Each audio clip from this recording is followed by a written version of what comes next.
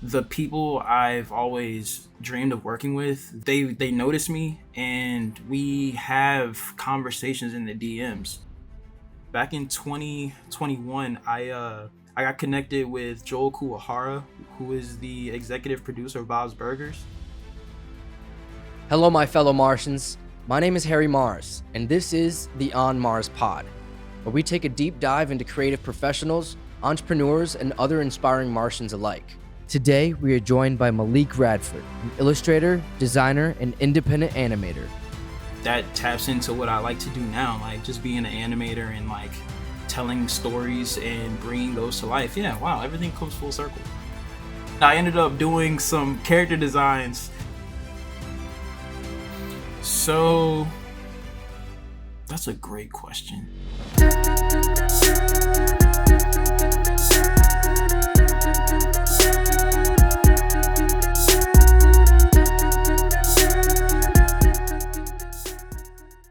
Hello, my fellow Martians. Today on Mars, we are joined by an illustrator, graphic designer, an animator, a true artist, and a student of the game. Everybody, please welcome Malik Radford. Thank you for being here today, man. Thank you for having me. Appreciate you for letting me do this. This is awesome. Of course, man. And Martians, this is the first official Zoom interview on Mars. So super sick. I'm so glad we were able to figure this out. Malik is in Richmond, Virginia. So we're out here in Scottsdale, Arizona. So, we holding it down across the United States. Awesome. Nationwide, baby.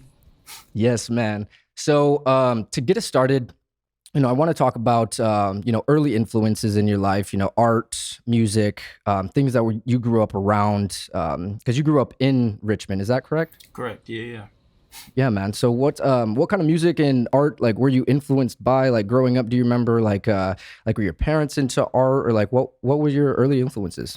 Yeah. So it's actually, it's a huge range, honestly. So some background. I grew up single parent household with my mom and my grandparents, really like helping me just become the person I am today. So growing up, my mom was heavy into like R&B, old school, like Stevie Wonder. Her favorite artist of all time was always like Michael Jackson growing up. So I like grew up Michael Jackson, Stevie Wonder, Earth, Wind and Fire. She put me on a Paul Hardcastle, that specifically the Rainforest song that's been going viral. Oh wow, that's a phone. Oh my gosh. Paul Hardcastle, a lot of different different old school songs. And then she also, oh my gosh, this phone. I'm sorry. No, you're good, bro. But also she put me on to a lot of like gospel music too, because she grew up I grew up in the church. I was like in the youth choir and things from like a super young age. So a lot of gospel music, a lot of early R&B or old school music.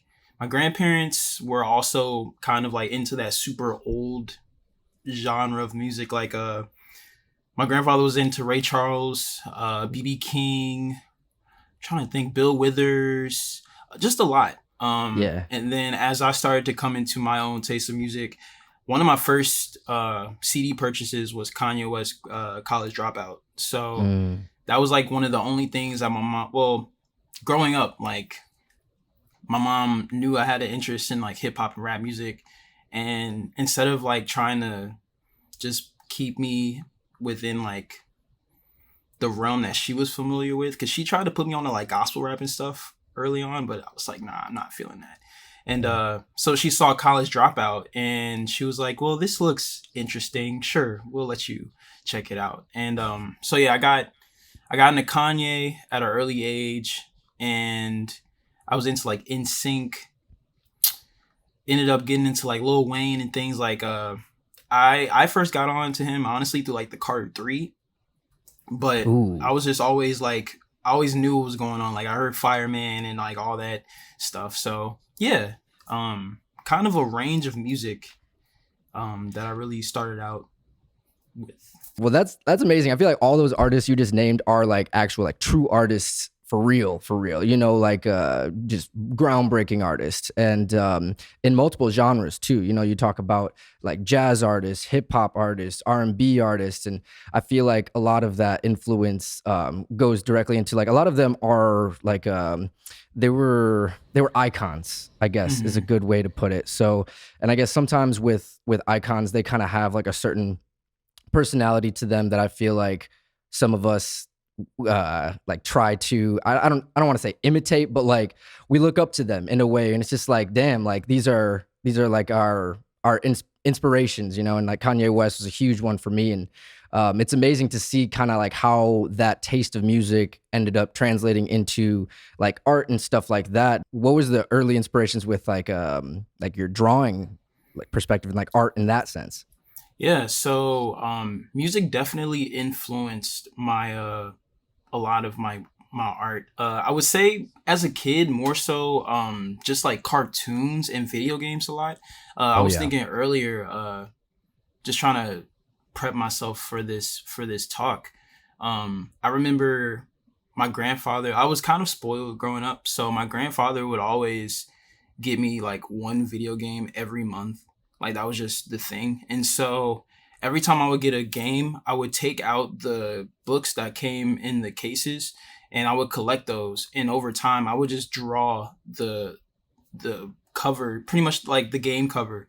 And Uh-huh. I think that's where I kind of learned or gained like my interest in character design a little bit and just like understanding early on like how characters or how cartoons work in design. um like I remember drawing a lot of the Kanye West bear because that was Yeah. iconic, especially like during the graduation era. Yeah. That Takashi Murakami, like that stylized look, very cartoony. So it was Hmm. just things like that. Yeah, definitely.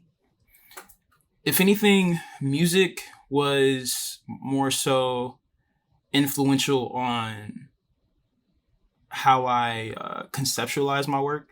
Yeah. Trying to bring, um, trying to create imagery for the songs that I would listen to. Because like especially just thinking about like Kanye being a storyteller, the imagery is there. It's just a matter of like, okay, how can I bring what he is painting to life? And so like yeah, early on I would try to do that, which now that I'm thinking about it, um that taps into what I like to do now, like just being an animator and like telling stories and bringing those to life. Yeah, wow, everything comes full circle. That's For actually really sure, crazy. man. Yeah, and it's funny how like music and art, like drawing art, are so intertwined, and it's like they influence each other so much. And I think storytelling is something that is a backbone in all creative endeavors. I feel like Most the definitely. greatest storytellers are the greatest in their field. So whether that be music, art, animation, and everything. I mean, even video games. That's like a movie, but you're playing it. And I Hmm. feel like growing up, it's easy to say like, oh, like you just played video games, just riding your brain, but it's like, no, like if you're like taking it in and actually like experiencing it and like for what it is and like for the art, like it's just, and the story behind it, and if like you enjoy playing campaigns and stuff like that, it's like it's way more than just like wasting time. Exactly. And I wanted to talk into that, like cartoons and stuff too, because you brought that up. And what were those early cartoons that you were watching? Like, because I was watching like Cartoon Network, Nickelodeon, Toonami sometimes. Most def. But yeah, was that kind of your realm as well? Yeah, pretty much. I grew up on Cartoon Network and Nickelodeon super heavy. Yeah, A lot of the shows that inspire my like humor today, um, I would say primarily your SpongeBob, Fairly yeah, Odd Parents, Family Guy. A lot of. I'm trying to think of the good early shows. man. Honestly, like Yeah, there's a lot. it's so many, yo. Like Yeah, Nickelodeon's early cartoon run was so good. yeah. With Rugrats, Wild Thornberries, Rocket Power, Ooh, Angry Beavers. Did you Angry watch that, Beavers. Yes, yeah, dude? yeah, yeah. Angry Yes. Beavers, Real Yeah, Monsters. It's yeah, so many different shows. Like I think yeah, I think if I had to compare the two networks, though, Cartoon Network definitely was the one that like got my brain into that. Like, okay, I want to make cartoons when I grow up. Especially like Foster's Home for Imaginary Friends, Oh that yeah, early huge. 2000s era of cartoons. It yeah, those were those were the good old days, man. And then even just like a couple years back with regular show, The Amazing World of Gumball, Oh wow, um, yeah. Adventure Time, all of those have kind of inspired me. Though at that point, I didn't really watch Adventure Time too much, but I did admire how far they went within their storytelling and their world building, and that just inspired me in my writing to just kind of think about more than just jokes and how to kind of cross genres in my writing, because not everything needs to be super funny and jokey, or like sometimes like grotesque for the sake, or like slapstick humor. Like you can really like get into, you can really tap into different emotions and things, and being able to convey that in the form of a cartoon, I think just helps resonate with viewers a lot more. And so yeah, Cartoon Network, I would say, was the network that has had a super huge influence on my work, and Adult Swim, which I kind of Oh yeah, connect with Cartoon Network. Wasn't too big totally. into Toonami. Unfortunately, like I grew up watching Dragon Ball Z on Toonami, but when I got to high school, my teacher freshman year, she was very adamant about us not doing any anime or manga style work. I guess I'm not really sure now that I think about it, but yeah, I think that kind of like programmed me, unfortunately, into just like not really being into it. But I understand how awesome the world is. Like it's a lot of quality shows and a lot of quality content that comes from like the anime and manga world, though. So Absolutely. And all those shows that you're just talking about, they were all from a different generation, you know, and it's like that generation that, you know, because you grew up in the 90s as well. yep, So, you know, I'm 28 and you're 27, is that right? yep, Yeah, so we're very similar in age. So I feel like we did have a lot of similar, you know, taste and things. Because as you're naming all these shows, I'm like, dude, like having flashbacks of all these things. And something I wanted to talk about is all those shows. They kind of did a great job of infusing child humor with adult humor at the same time. And I feel like that's something that that you kind of have like a childish look to your cartoons, but you also like it's an adult cartoon. You know what I mean? So it kind of gives me like I don't know, like that same like a Family Guy, American Dad, Rick and Morty, that type of vibe. You know, that's like it seems like that's like your style. You know, like adult animation, but like in the style that like kids could, you know, would for want to sure, watch this. You know, and like probably like sneak it around, like, you know, behind the backs of their parents. You know what I mean? Their for parents would sure. be like, "You can't watch Partment, okay? That's a bad show." That's love. I Uh, appreciate that. of but no, man. It's interesting because that's like it's so influential. Like, I'm so glad that you were able to grow up in that era because, like, had you grown up 5, 10 years later, you would be exposed to a totally different generation of cartoons. I feel like, and that's like something that I've noticed. You know, I don't watch too many cartoons. I don't even have like cable anymore. So everything's on streaming services now, but it's like the cartoons that are out there now for kids are so like I don't want to say like watered down, but like there's watered down, you know what I mean? They're just like less I feel like there's less real heart in it when it comes down to like making like comedy cartoons, I something agree. about it. You know what I mean? I agree. Um, but I'm glad that we were able to grow up in that era because it's obviously seemed to have influenced you a great deal. For sure. I think the shift is that cartoons now, um like I was kind of mentioning earlier, it's almost as if they're just like tapping into another genre of writing, like Mm, where like the shows that come to mind off rip are like Steven's Universe and Craig of mm, the Creek. Like I didn't really watch Steven's Universe or Steven Universe, and Craig of the Creek kind of came out when I started watching cartoons for the sake of learning purposes as opposed to enjoyment. Hmm. But like I have respect for those shows, but I definitely understand what you're saying. Like the comedy in those is a little more nuanced as opposed to, I don't want to say intentional, but maybe like in your face. Um, Yeah. like SpongeBob, the early days of SpongeBob, or even now, like even though SpongeBob's kind of dwindled over the last couple of years, but the humor is like the first.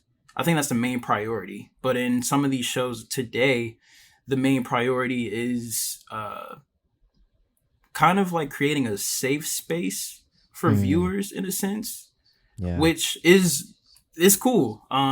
But I do understand what you're saying. Like uh, things aren't the same. And I think with my work, and because we grew up, or because we grew up in that 90s, early 2000s era of cartoons, I've been able to kind of find a balance between the two.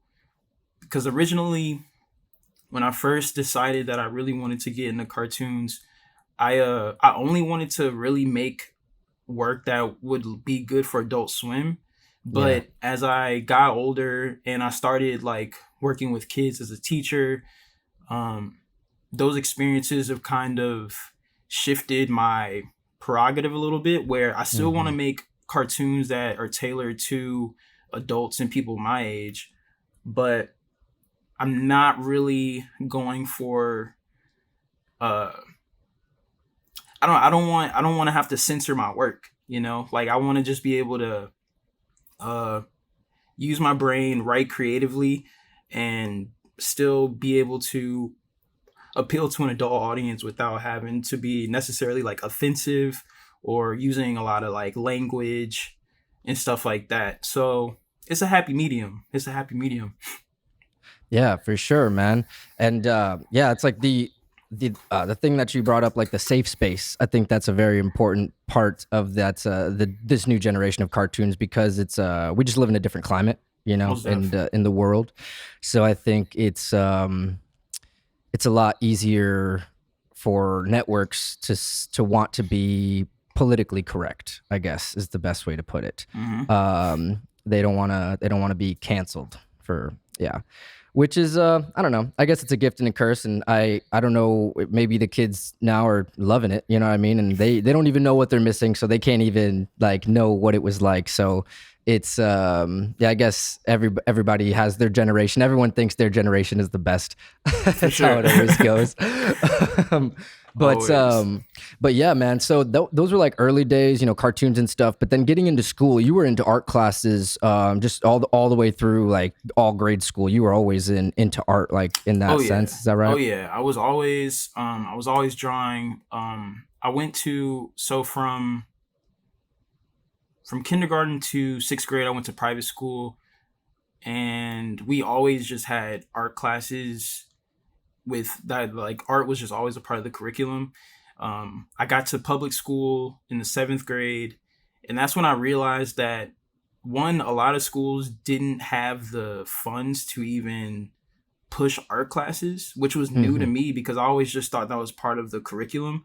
And also, like public school, you get to choose your electives. So I noticed like some people weren't taking art. Some people would rather take band or like home ec or something like that. So I always just made it a, I always just made the intention of taking art because that was the thing that brought me the most peace and happiness.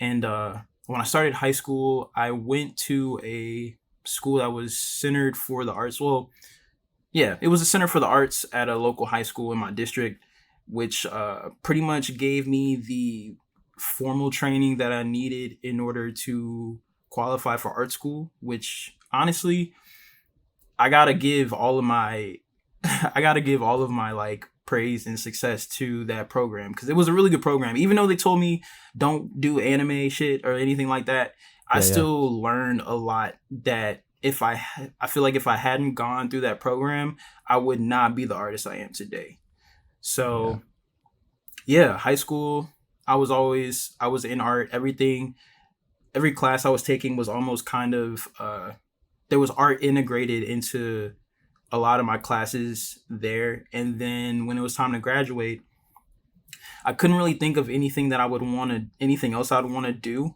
with my life Mhm. besides art. So I was just like, yeah, I'll just go to art. I'll just go to art school. And I don't know if this is the same today, but at the time, VCU Arts, Virginia Commonwealth University, their art program was like the number one in the country.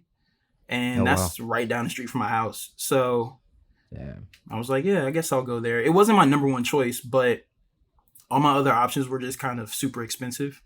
And so we just landed on that one as it being the most financially responsible.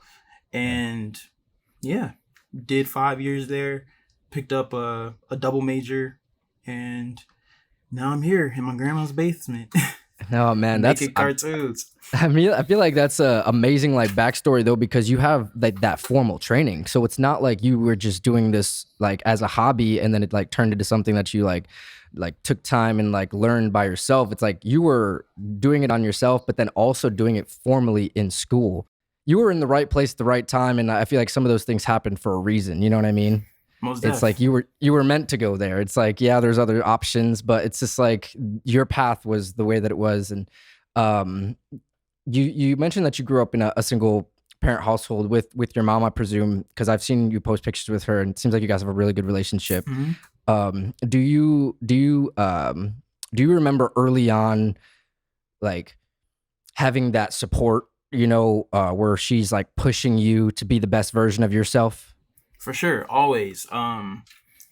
My I can't even say my earliest memory because I don't remember this, but I remember one Christmas a couple of years ago, my mom pulled out home videos from way back when I was like 2 or 3, and she there was a video of me painting as a 2 year old, and just like I don't know, that just like really like made me think like, oh, I've always been into creating stuff, and just seeing uh how happy my mom sounded while recording me just painting this masterpiece of a 2 year old um really just showed that she's always been super supportive. Even even today, I consider her one of my she's probably my number one fan, my number one supporter. She's never stopped me from pursuing whatever I wanted, even outside of art. She was always just like, "Oh, is this what you want to get into? You want to try it out? All right, bet." Especially around like sports and things, because I was a really multifaceted kid, as I feel like a lot of kids are growing up. You just kind of gotta dip your toe into a bunch of different things until you figure out what you really like to do. Hmm. So my mom was always supportive of whatever I wanted to try out, except for football, because she was just afraid of like injury Danger. and yeah, danger, Yeah. which is totally normal. Yep. But yeah, she's never showed any sort of doubt. If anything, I was actually having a conversation with her yesterday about um just like my animation work and wanting to actually the conversation we were talking about was how with this animation work I get a lot of offers from friends or just from strangers online who want to lend their voices for voice acting work, which I am super appreciative of. Also, thank you for your services, my good man. Really do Always. appreciate you. Anytime, brother. Thank you. So like it's like the help that I am always looking for is I can find VAs easily through my network, through my socials, but I really want to find or I want to build a team who of artists who can actually help me bring the visuals to life. And Mm, my mom's support can sometimes come off as or not even I'm gonna say like my mom's how can I put this without it sounding crazy?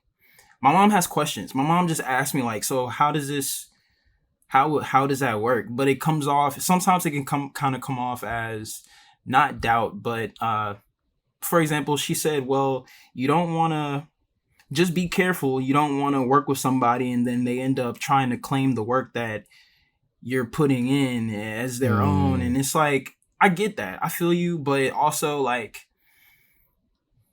if that situation happens, I'll figure it out when I get to it. So it's just like her lack of understanding when it comes to this industry. That can kind of come off as a little doubtful, but it's really just a lack of understanding. Like, I just need to be able to break down to her, like, okay, I understand where you're coming from. That's a valid point, but here are my solutions based off of my understanding of how things work. yeah. And so that's really it. Really, like, if I do have any moments where I feel like she's doubting me, it's not really doubt. It's just she just doesn't understand what's going on, and I just gotta break it down to her. And then she's like, "Oh, okay. Well, then yeah, just keep doing you. Like, whatever." She just doesn't want to see me be exploited or anything. That's really it. Like any good parent, you know. Yeah. So yeah, she's super supportive. My grandparents were also super supportive.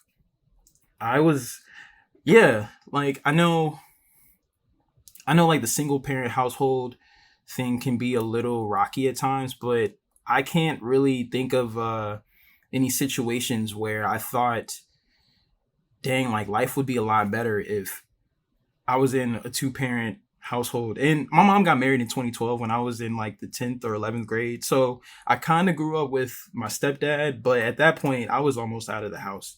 So, Yeah. but he's a great dude too. He's also super supportive. So I have a very supportive family. Especially being the only child. It's like, I don't know. I'm not the magnum opus, but they all of their focus or their parental focus goes straight into me. So um yeah, it just makes for a great opportunity. Absolutely. No, and I think having that support system is really important to creatives in general. Anybody that has creative like aspirations, for lack of a better term, I think having that early support system is so crucial because it can give you the confidence that you need to get yourself to a point where you can have the self-confidence and where you no longer need the external validation. And I think that's something very important that it came from those people that are so close to you. And the fact that you were an only child, I mean, that just kind of concentrated it on you. Hmm. You know what I mean? Which is a great thing for you at the end of the day, because it's just like you have those people that are there for you. And just like, even if they do have questions, like your mom had questions, and and I guess like you said, it's like a lack of understanding, but like looking out for you, just making you question these things. And I think she's asking these questions to make sure you are thinking about them at the same time. Exactly. So it's like, not only is like she wanting to understand, but also she's like, did you think about it like this? Which is totally understandable. And Hmm. I think that's a very important conversation to have too. Like, bringing people on and trusting others and being able to delegate without feeling like they're going to use you, or feeling like you actually can work with other people. That's always a struggle, I think, for some creatives. What do you think that looks like? Would it be in the form of like an assistant editor for you, or like would it be like an assistant animator, storyboard artist? What would that look like for you? Yeah, so ideally I would love I would love to work with somebody who just has a background in digital coloring, cuz I really, Mm, the thing that takes the most time for real are the backgrounds for my mm, animations. So if I could just get somebody who can fill out, like, literally like paint bucket tool each little item in my backgrounds, that would help out immensely. So really, like a background color artist, or even even an editor would be cool, because I don't have access to Adobe right now. So I've been using just alternatives to put everything together, and mm. I just know, like, I can get it done, but it would just be a lot easier if I could just be like, hey, here's everything. Here's a breakdown of how I want things to go. Can I trust you to put this together in Premiere or whatever and send it to me when you're done? We can look over it. So it's a lot of things that I would love to get um help with. But back to your point on like the ego type of thing. I always It's a blessing and a curse. Just growing up in a single, like as an only child, I was kind of always I don't know, I've adopted the mentality of DIY till you die.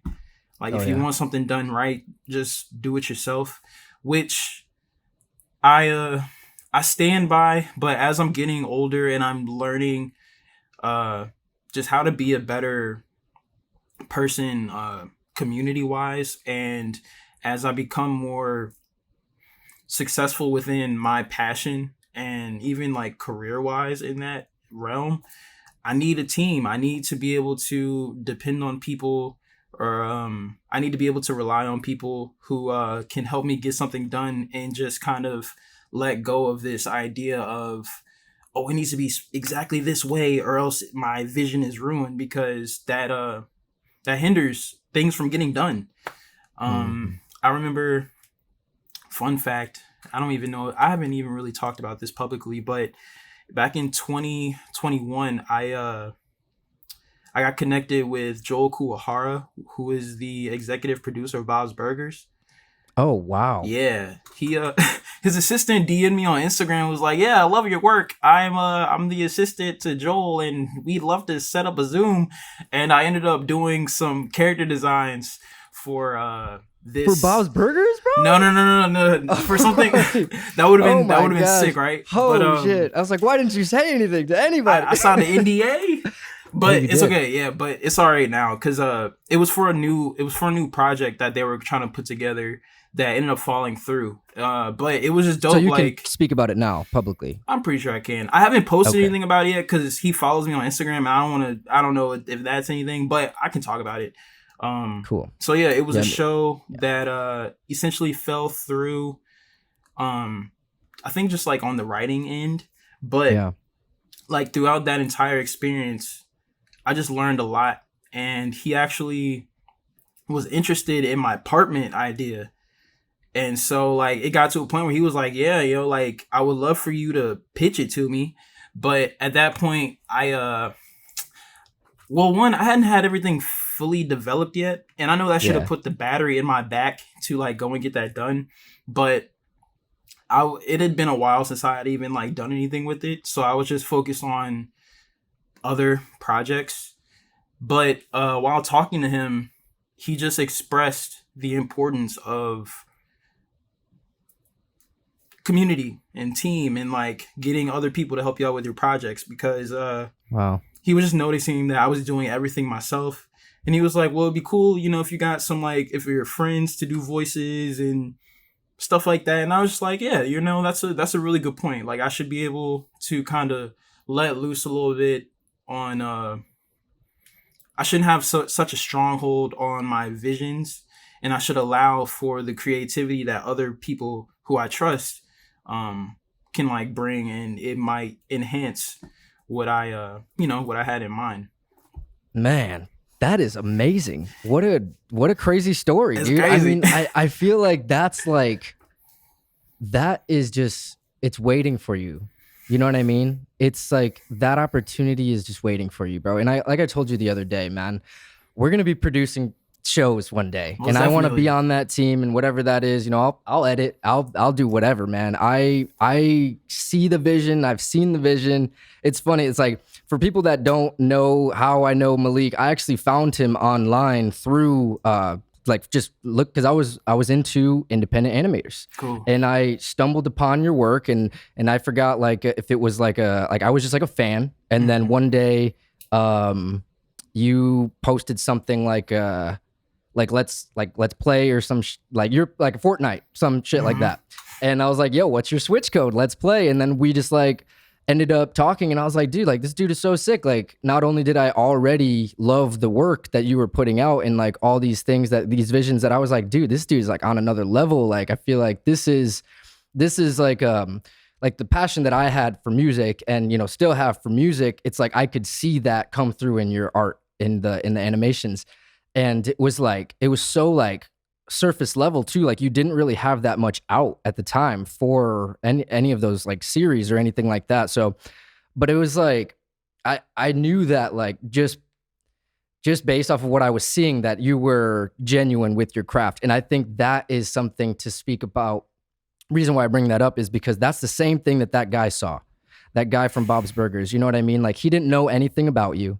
He just stumbled upon your work, saw that it Hmm. was genuine, saw that it was all self-done, and I think that is so admirable. And it's amazing that you already got those opportunities in your DMs, because now all you got to do, like, let's make a pitch for Yeah, just Partment, shoot him bro. an Like, email. Yeah, no, straight for up. real. Like, I'm not even like joking at all when I say that, because I think like that's how you get into rooms. Like, you say, hey, like, I know it's been a while, but like, I took your advice, and, I went through and like I fleshed these things out, and like we've created a pilot. We've created a 15-minute pilot. We want to show you if you'd like to hop on a Zoom one day, we'd love to talk, something like that. And I Yeah, feel like that is not a far-fetched thing. And that right there could be your big break, dude. that's real. It's man, it's amazing that already happened, because like I had no idea, because obviously you never talked about it, but it's like it's it's so I guess it feels rewarding to know that like you are getting those opportunities. Like, I feel like it must be rewarding to you, but it's just like it's cool to me to know that you're getting those opportunities, man, because it's like that proves to me that's like I'm not the only one that sees this vision. You know what I mean? And I know that and I guess I'm not the only one in like the sense of like I guess people that are like fans of yours aren't just regular Joes. Like Yeah, your no. fans are like actual people in the industry at this point, which is like that's you're one person away from everything you've ever wanted, it sounds like. Most definitely. Yeah. It's amazing how, one, I have to give big props to Instagram. Like, using it as a tool to market myself, or just for an artist to market themselves, is such a blessing. Because you're absolutely right. Like, it's gotten to a point where the people I've always dreamed of working with, like they notice me, and we have conversations in the DMs. So it's like, I feel like you said, I'm gradually getting closer to where I want to be. And honestly, I might even be where I want to be.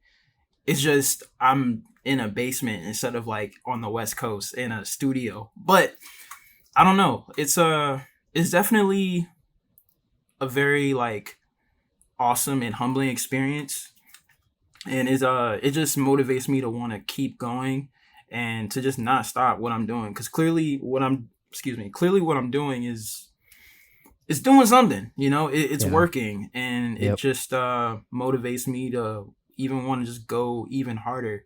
I don't want to tell another crazy flex, but are you familiar with the Joe Budden podcast? Oh yeah. Are you familiar with Ian Schwartzman? I No, not right off top. It's okay. If I saw his face, I'd probably recognize him. So Ian Schwartzman, outside of the JBP, he is DJ Premier's is like manager. Oh wow, like Yeah, Gangstar. yeah. Oh wow. So he tweets a lot, and one day I forgot what he tweeted, but I had quote tweeted him and as a response, and he hit me up. He saw one of the animations I posted, and he was like, "Well, let's work." So I connected with him, and he wanted to develop a mini series, kind of similar to you may have just seen them online, of like uh artists or music artists kind of like retelling crazy stories that happen in their life, and it's just animated. So he Yeah. wanted to do a mini series like that, but centered around DJ Premier. And so that was a character design opportunity. I was essentially going to do the whole, like, do everything, but that takes a lot of that's a lot of different it's a lot of different parts to go into creating an animation. And so I only ended up doing character designs for him, but it was cool because he had me do the JBP pod crew almost. Like I had to design Parks, I had to design Joe, I had to design Ian, Premier, I have to do Papoose, Remy Ma. Like it was a bunch of cool people who I'm like, oh, I know these people. Like I listen to these people, and that's crazy. Yeah. So I mean, would I say that project fell through? I don't know if it fell through, but he didn't have a story developed. So I'm like, bro, I can't work on anything unless we have like a story. I need some voices to work with. But that was another cool opportunity. Like I just feel like I'm getting there. I'm getting there. I'm connected with Carl Jones, the producer of the Boondocks and Black Dynamite and everything. Wow. It's yeah, like that's been cool. Like the way I got connected with him, I was just spamming him. Honestly, I was just being annoying on Instagram, and every time I would drop an animation, I would either tag him in it or I would just DM it to him directly, and I'm just like, let's work. And one day he responded and he gave me his contact info, and at that point I was a little nervous because he just gave me his phone number, and I was like, well, when do I call you? Like, do I text you first and be like, hey, like I just got a little overwhelmed. So I was just like, well, I got it. I locked your number into my phone, but like, I don't want to overimpose. And so I ended up, he connected me with one of his assistants, and I emailed them a demo reel, and they liked my work, and they were just like, yeah, like keep me updated on what you continue to do. So the connections they're gradually getting there. Just gotta keep making dope content. Yeah. Yeah. Dude, no, I mean, I think those are crazy opportunities that it's like I said before, you're like one person away from everything you've ever wanted, dude. And I seriously feel that, and I really think it's gonna happen soon. And it's like it's got to a point where you're so polished and you're efficient with your workflow where being able to pitch something to someone is not out of the question at this point, and feel comfortable and confident about it.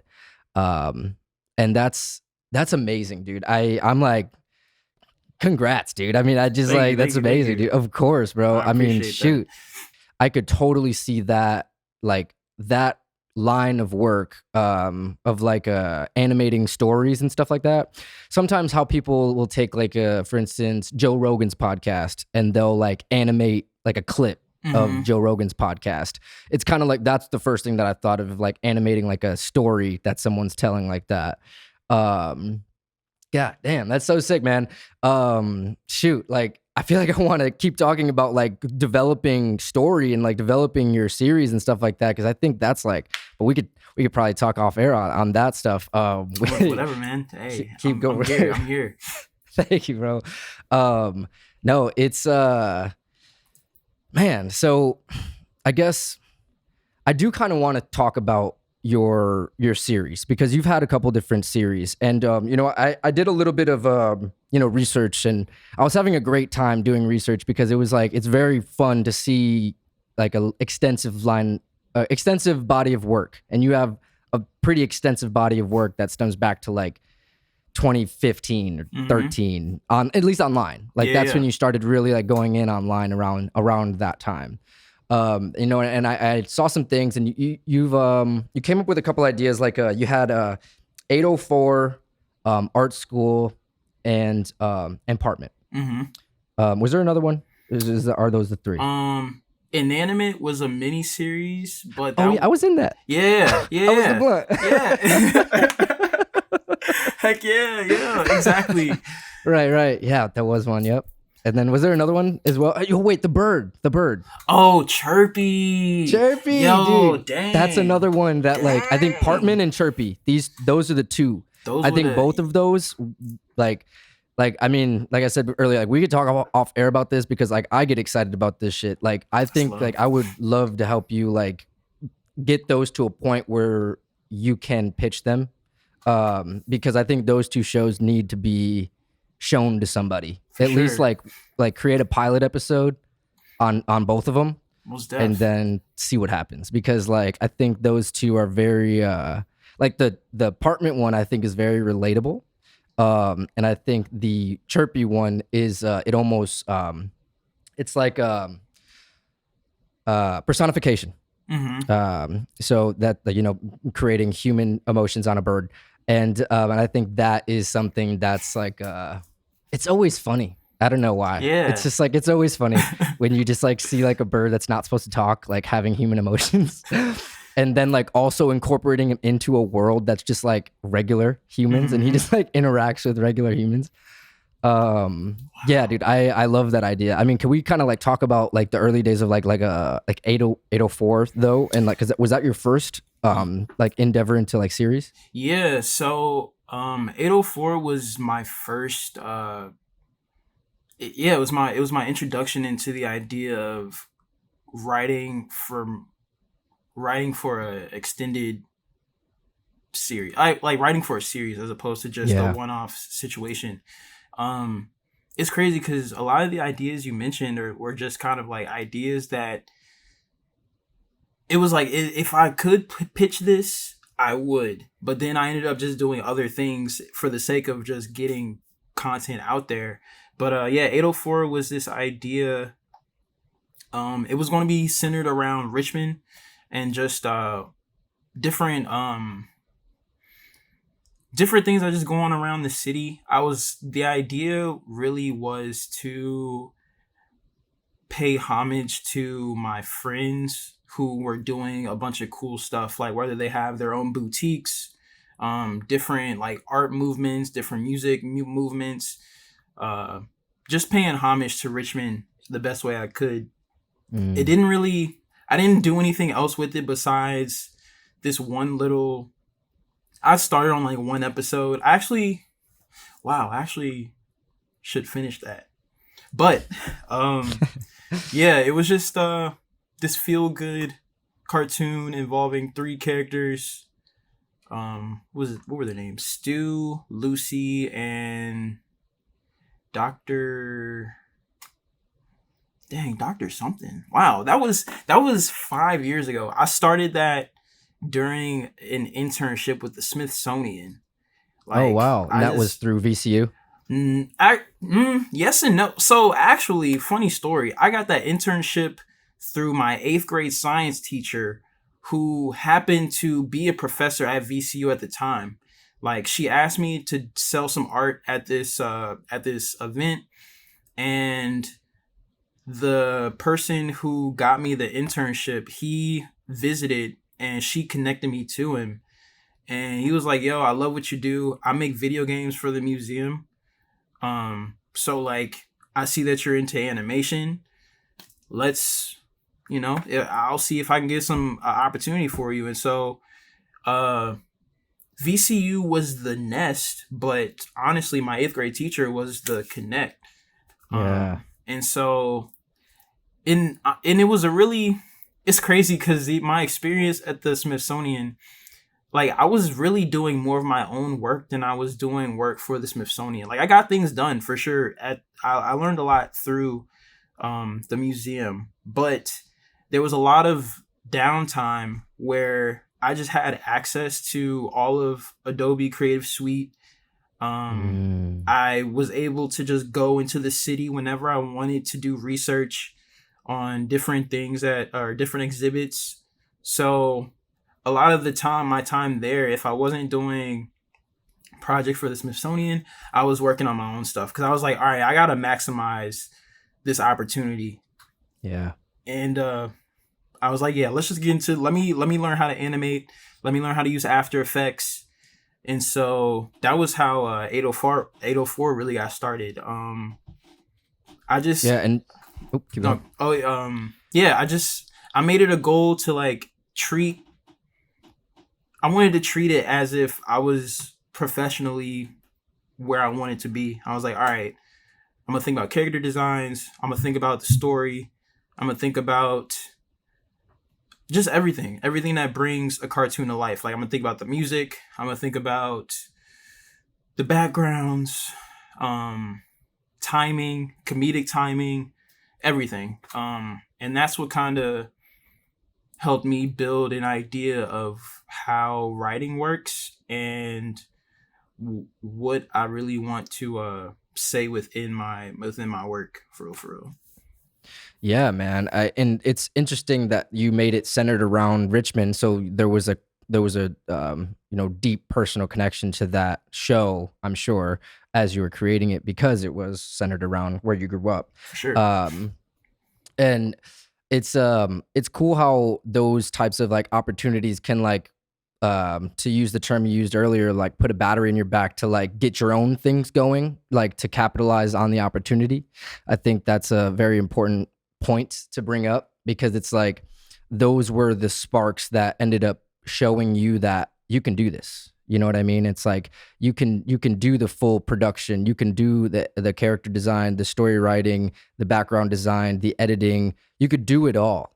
You know, it's a lot of work, and obviously you've seen that, but it's like that's it's interesting that you went that path and like got an internship and like were able to get those things together early on, and then that translated into your next project into like a art school, which was centered around like art art school. Yep. It was like arts cool, like Yeah, that was yeah. like the so yeah, I guess like we can kind of like talk about that and like was that like a direct like kind of using the same like concepts and I mean obviously the animation style has always kind of been the same, like the character design you Hmm. do still have like that similar style. I feel like you've had that for a pretty long time.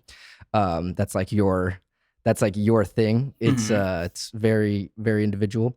But would you say that like the concept of the show, like the storylines, like the through lines and character stories, was that based off of like real life as well, in the same way that 804 was? I would say so. So art school originally started as it was like a exam final in a sense, like a final project. Oh, I I really just wanted to I really wanted to capture the essence of art school in totality. So every character was meant to represent a different character type within art school. Like you got your oh man, this is funny. You have like your people, like you got your I don't know. It's like you got your fan fiction artists, you got your anime artists, you got your soup. This is gonna sound crazy. You got your super quiet but super talented like Asian students who are just like to themselves, but they create the most amazing works. And now I'm thinking about it, like let me fall back on a little bit of that because now that I'm remembering like the poster I had for it, it was really about the experience of being a minority in art school. Because in a lot of my classes at VCU, I was maybe one of only like two other black students, and so it was just interesting, like feeling like I fit in with my classmates because we all had a talent, like a similar talent, but also still feeling like I was not left out, but just feeling like I was kind of watching or observing everything from a distance because I mean, I was one of the only black kids. So I really just wanted to tell that story in a sense. It didn't go anywhere. Like I have notes on I have like character breakdowns and like maybe one or two episode breakdowns. But yeah, it was really just kind of like a teaser. Like the poster I created for the final was supposed to be the pitch and just get people hyped up like, "Oh, what could this be?" And then I explain it. But yeah, that's you just brought up so many things where it's like, dude, why don't I get back on that cuz that's so good. Um I think so too, man. And it's cool that like art school was kind of based off of like real life then in that sense where it would probably be very relatable to other people that were in that same sort of situation. Maybe not in art school specifically, but like in their communities, in their schools, in their fields or whatever. Because I definitely know what you mean when it comes down to like, I mean, because I'm Puerto Rican and I grew up in a predominantly white school, so it's like I grew up around all white kids, and even like just a couple cities over, my cousins went to a different school district that had more Latino and Black kids, which Mm, I feel like was a lot more cultured mm, than the school that I went to. But and sometimes they would like make fun of me, for like going to the white school, and it's just like I couldn't help it, but I always felt like I was, like you said, like kind of like an outsider in a way, yeah, yeah, like I yeah. wasn't part of the thing. So but it's like, and kind of like, I guess in a way it's like a superpower, because like that means like you stood out a lot more, and I Hmm. feel like people would listen to you a lot more, because they like I think people appreciate other cultures a lot more when it's not like their own. That's interesting. That you, yeah. Hmm. But I want to talk about going into Partment, and kind of talking about the development of that, and because I really do feel like that is the one that, because that's the one that sold me like immediately. Um, so I just want to talk about that, and because it seems like that one is also based off of real life in a For in a way. sure. So it's like, because at the time, like I was living with someone else, so I could relate. I wasn't living in an apartment, but I had a roommate, so I could still like relate to those sort of things. Like, I think there was one clip you did where it was like, homeboy smoking in the bathroom, and then he comes in, he's like, "What are you doing?" Like basically like that type of like shit like that. When it's like just little things that like your roommates do, or Hmm. like things that like they're um just real life things that like almost like observational humor in a way, Yeah. like observational comedy. um but is that kind of like what started the whole idea, like what prompted you to come up with that apartment idea? So that's a great question. I think my uh me being excited about finally moving into like my first spot as an adult um inspired me to just make something about it, about my experience. And within that, I was trying to find a way, I was trying to channel my inspirations for real, because Mm, the way I would describe Partment in the easiest sense is if Regular Show and Foster's Home for Imaginary Friends had a baby. yep. And so it was about, and I was also inspired by the show Insecure, Issa Rae's Insecure. That's also a big part of it. But so pretty much it's this story of four people, uh, two guys, two girls. The guys are roommates, the ladies are roommates, and then they each have their own like imaginary friend, and it's just like the imaginary friends pretty much complement the person in a way where like if someone's shy, their imaginary friend is an extrovert. If someone is like um if someone has a goal of doing something, the imaginary friend may kind of be a hindrance to them, and they have to just Mm, kind of, it's just like opposites, but they're learning yeah. how to work together and all kind of intermingle all together. It's a, yeah, dang, I'm running out of words, but No, I love that. I love that, man.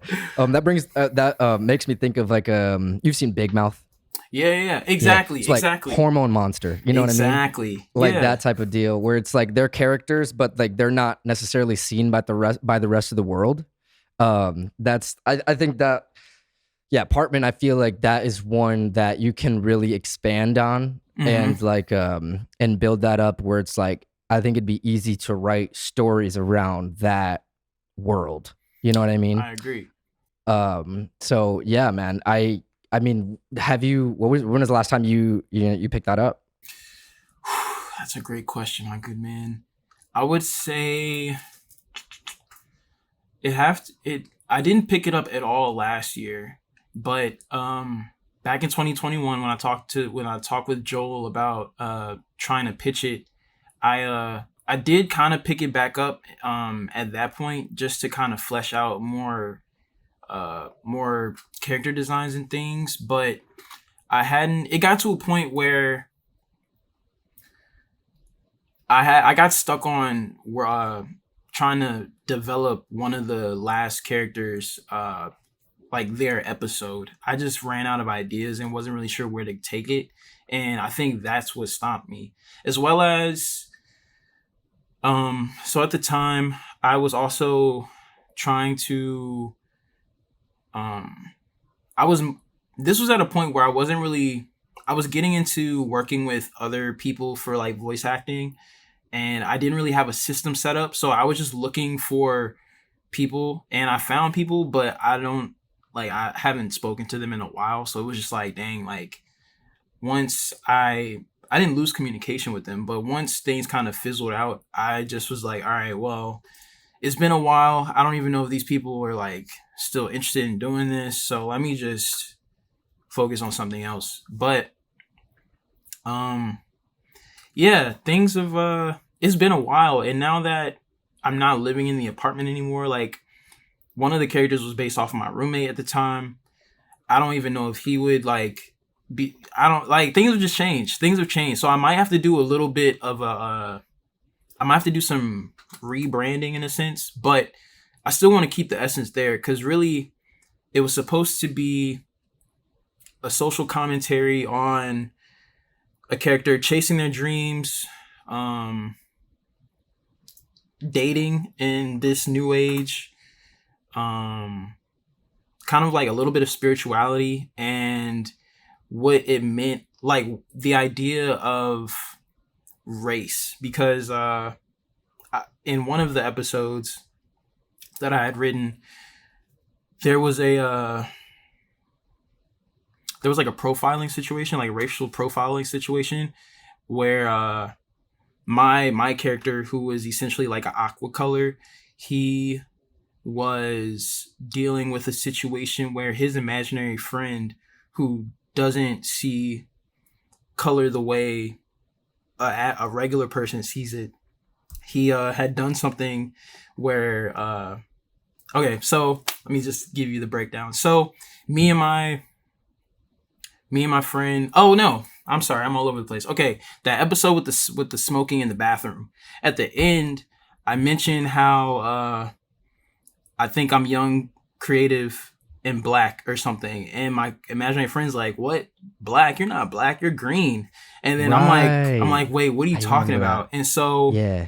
the viewer, we see the characters as I would say like the aura that they emit, but in Okay. their world they just see themselves as like black, white, whatever, like. So Whoa. like that was a whole point. And then the episode that was going to follow that was going to break that down a little bit more, because there was this situation where like they go to Target, his imaginary friend sees a baby in the car next to him, and he starts banging on the window, and a lady approaches him, and she's like about to call the police because people can't see other people's imaginary friends. They can only see like other humans. And so Yeah. she just sees me looking in this car, like trying to, I guess, like it just looks sus. And so she calls the Yeah. police, and the lady's like, I'm a white woman being harassed by a black man and blah blah blah. And then the imaginary friend is like, wait, she said she called you black too. And so he's just confused. And so like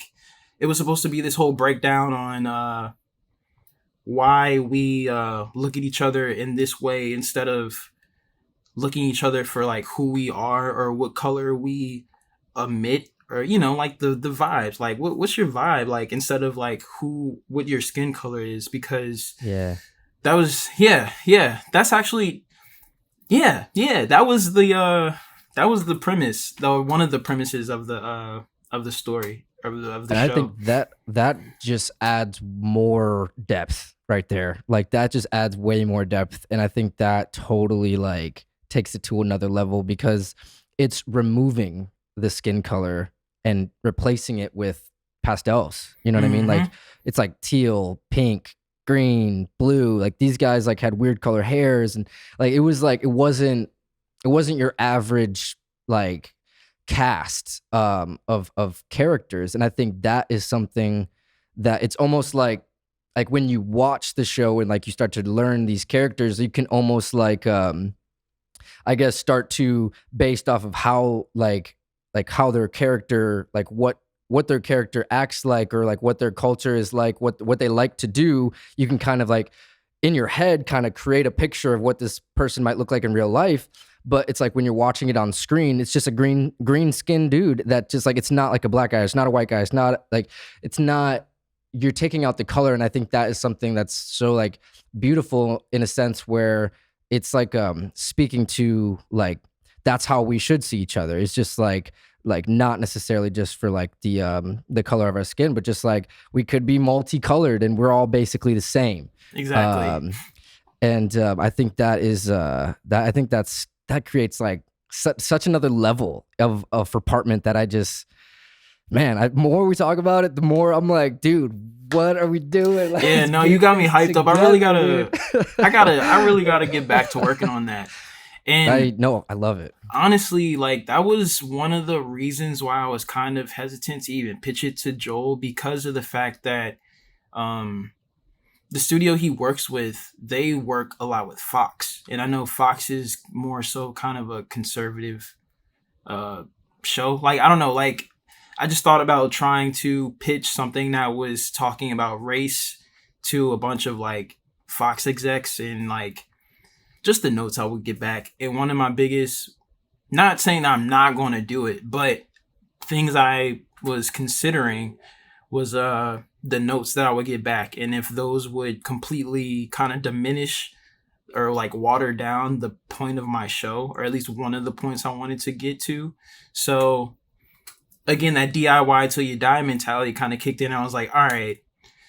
So I would love to be able to like just go ahead and pitch this and like, if it works, I get paid to do this, but also like maybe I should just take the time to develop it myself that way or like build up some momentum working on other projects so then I can come back to this when I have gotten a full like idea of my workflow and like a team and then we can put this together how I envision it so I don't have to worry about any like white collars just being like nah let's just chop out this entire part that's super essential to Mhm. the premise of the show.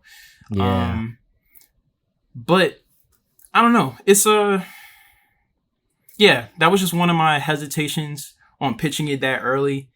But our conversation like is really like you're giving me fuel right now. Like I really yeah, I needed this because I've Good been man. sleeping on it. My mom always asks me about it. So like when are you getting back on Partment? And I'm like, in due time. It'll happen. Yeah. It'll happen. Yeah, and I mean to kind of speak on that, I love that you're taking your time because it's very easy to feel like you need to rush things out, especially as a creative. You know, it's like you Mm-hmm. feel like you need to always be pushing out content, always be doing this, always be ahead. And I think a lot of times the best work comes from work that develops over time. And it's like Rome wasn't built in a day, classic, but it's just like that's for real. You know, it's like these ideas take time. They take time to marinate. They take time to just sit in that oil for a second, and just kind of soak in all the juices. So that way Mm-hmm. when you pull it out and you cook it, it's like seasoned up, ready to go. You know what I mean? And I think that's a beautiful way to approach Partment because it's, I think, a breakthrough show. And I think to be able to hone in on that at the highest level is a way bigger priority than just jumping at your first opportunity. You know what I'm saying? And that kind of speaking back to Joel For and like sure. Fox, because that's like just like you said, it's like you have this idea, and this was what was that 2021? So it was like 2 years ago. So already like how much you have developed as an animator and an illustrator. That now, if you were to go back and really hone in on it, I think you would have a hell of an easier time Most doing those definitely. things, and which would just make it more exciting for you because it's A, not taking as much time, and B, your workflow is so efficient so you can get ideas out faster. And I think that's something that's that, like I said, it's like it's a crucial thing that like you've taken the time to, know that you don't need to rush it, know that you have time, know, and these are things that like a lot of people might not have that same, I guess, foresight, because that's really what it is. It's like it's foresight into knowing that like it's delayed gratification. That's the Yeah, word. yeah, You know what I yeah. mean? And I think that's something that at the time it was probably really exciting, like, oh my God, like this guy, Bob's Burgers, Fox, Hmm. like names, and getting caught up in that and let it and losing yourself in that. I'm glad that you didn't, because I think that speaks a lot to your values as a creator, and also your values as a human. You don't want someone to come in and just shit all over your idea as a creative and feel like you don't even have a say in it anymore. And at the same time, you also don't want people to come in and just use you for your idea and then just totally rewrite it. You know what I mean? Exactly, Pay you exactly. for pay you to take the idea off your hands and then just like send it to their team, and that would be, so it, it would be so sad to see like such a great idea just like go down the tubes like that just because you wanted to like get a quick check. You know what I mean? Exactly, exactly. So I applaud you for taking that time, and I do think in due time that show is going to come to life. And now that I'm glad that you're finding inspiration in this conversation, because as I was doing my notes, I was like, I need to bring these points up because I think these are things that are really important. And like I said, it's like one short, one pilot, one video of animation away from like really like changing your life. And and even like to kind of tie back to like the recent stuff that you're doing, like that grandma's house.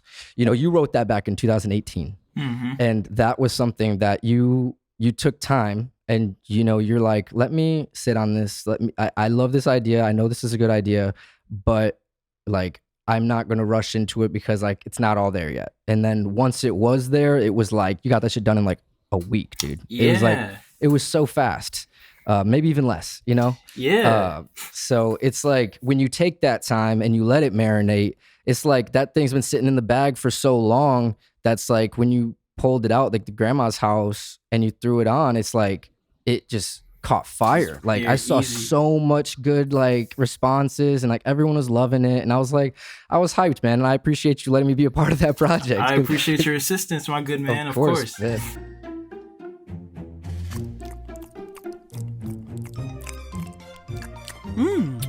Wow, Grandma, this part is so good. Where'd you putting it? Oh, baby, if I tell you, I'd have to kick. Enough games. What's in the pie, Granny? I ain't telling you, my.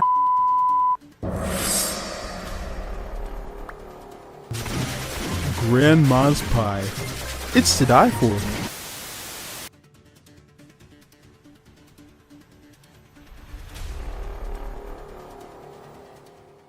No, it was so much fun, and I was like, as soon as I saw you post it, it was like I was sitting on my couch, and I saw it like just a few minutes after you posted it, and I was like, I'm gonna, because I had a little bit of time. I was like, you know what? I'm going to just screen record this, and I'm gonna throw it on my computer, and I'm just gonna record what I think should go places, and I just threw things in certain things, and it was like I had so much fun doing it. And I did it in like 20 minutes. It was so It's fast, and easy.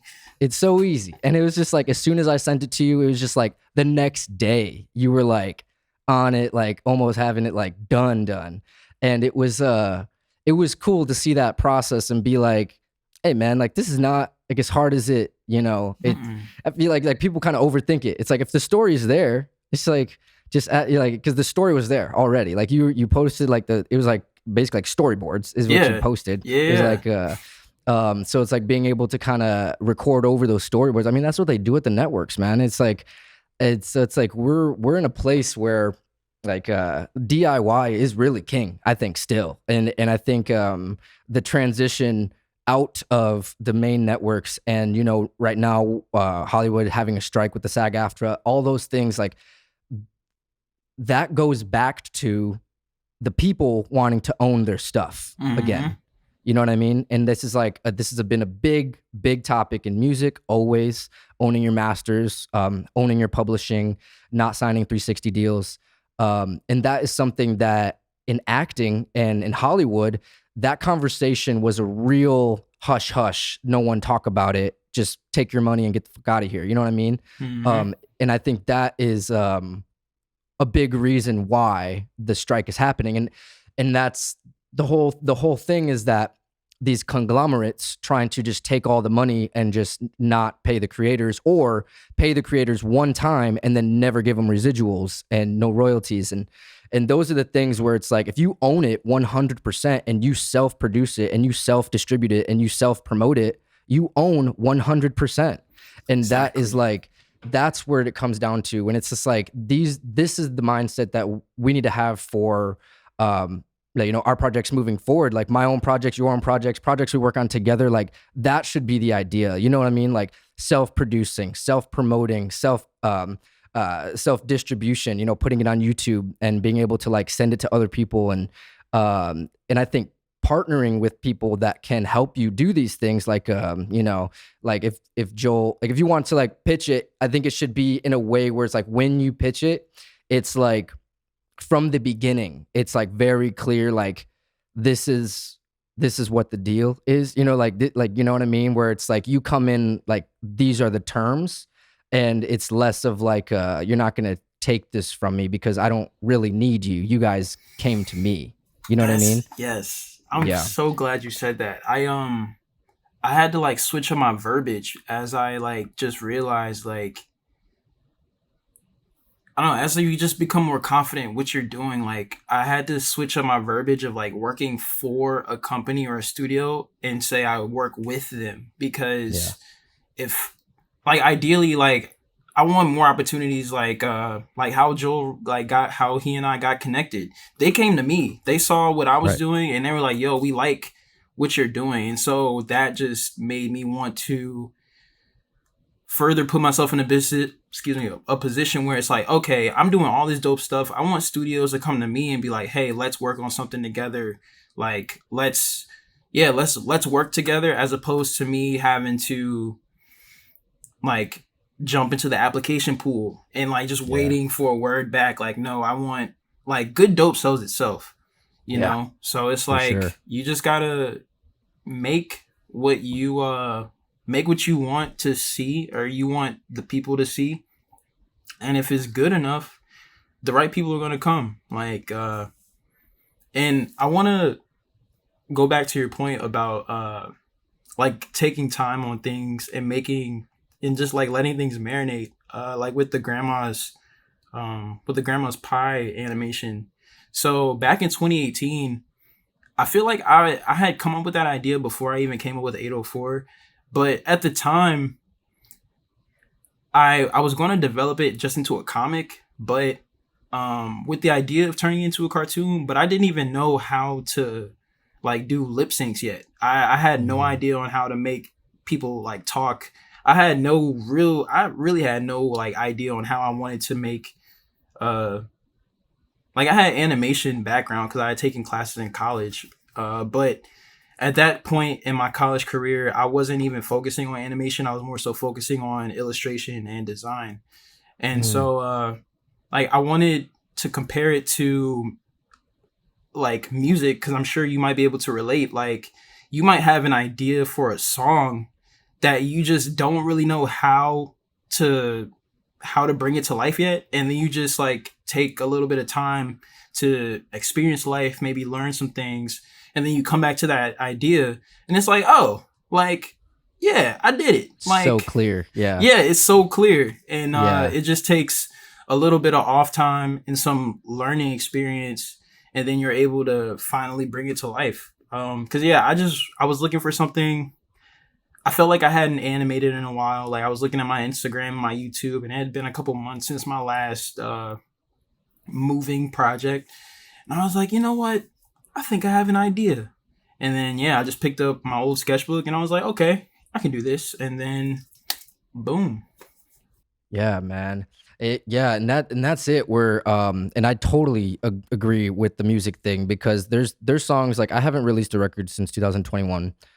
So I'm in a place where I have like 15 songs that are just like, you know what I mean, like almost there. Mm-hmm. That are written. Most of them are recorded. It's just a matter of like mixing and finishing them, and some of them there's like some parts where I haven't like written all of the parts, but it's like there's been songs that I put on the back burner that I started writing a year and a half, 2 years ago, that I went back to. And it's so easy for me to kind of continue writing after I've given it some time. And I think that's something with artists in general. Like, you know, you got to give yourself that time to experience life. And by the time you come back to it, you're going to be so much better at what you do if like you've been consistent with that, you know? And you've stayed working this whole time. So you've been sharpening your saw. So it's like, you had the storyboards already down. So by the time you came into it, you know, like a week ago or whenever you started it back up, you had the structure already. You know, you had the outline, you had the story, everything was there. It was just a matter of like bringing it to life and putting those final touches on it. And now taking the knowledge that you've gained over the last 3 years, 5 years. 5 years, right? Yeah. It's like it was 2018. Yeah. That's insane, dude. Like 5 years is a very long time to sit on an idea. It is. Like some people think like if you sit on an idea for 5 years, like that idea is never going to see the light of day, but it's like that's just not the case. And it's like sometimes, and this is a good point to bring up also kind of on the music note, where it's like you can music note. So on you can release a song and it won't even pop off until years later, you know? And it's like people won't even know that it exists. And then like all of a sudden, like it goes viral on TikTok, you know, and then it's back up again. There was a song, it was I can like hear it in my head. It was such a popular song, and I remember it was I was working at a dispensary in 2018, 19.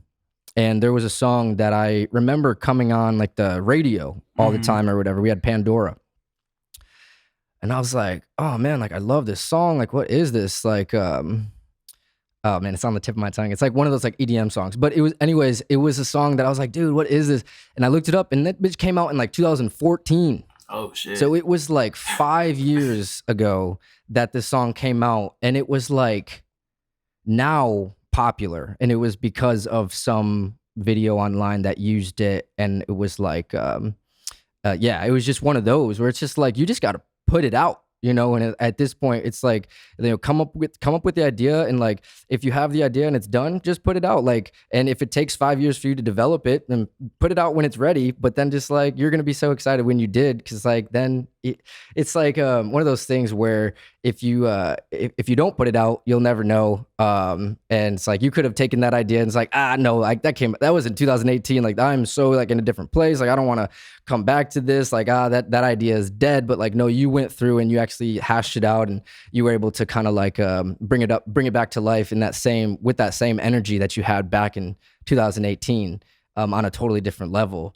I love this conversation. I feel like we could talk forever, dude. Yeah, no, this is great, bro. I'm having a blast, man. Like, yeah, man. Yeah, no, this is enthralling. Man, thank you.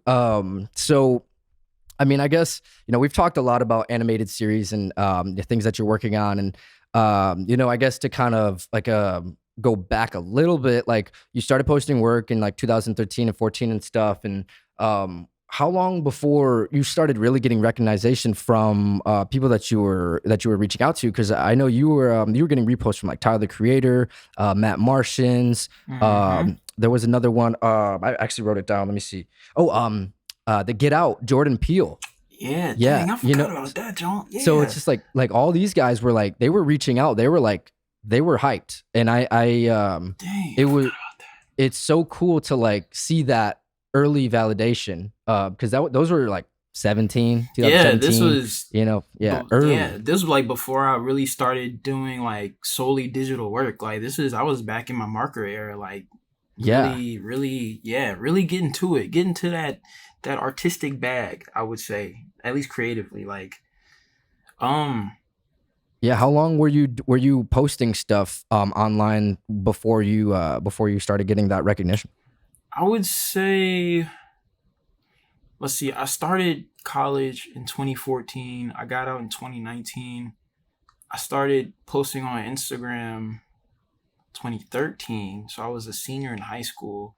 I would Okay. say, well, I was good as going viral like on Twitter, maybe starting 2015. Like I remember I had done this piece for "What a Time to Be Alive" by Drake and Future, Oh yeah, and yeah. it was like it was kind of like the Michelangelo piece of the the the touching of the fingers Yeah, yep, thingy. yep. And like I remember that going viral, but the main reason it went viral is because someone else who had a bigger following than me, they posted it Oh. as if it was like I guess their work, and like all of my friends and like associates at the time from through college, they were just like mad supportive. It was like, nah, this belongs to such and such.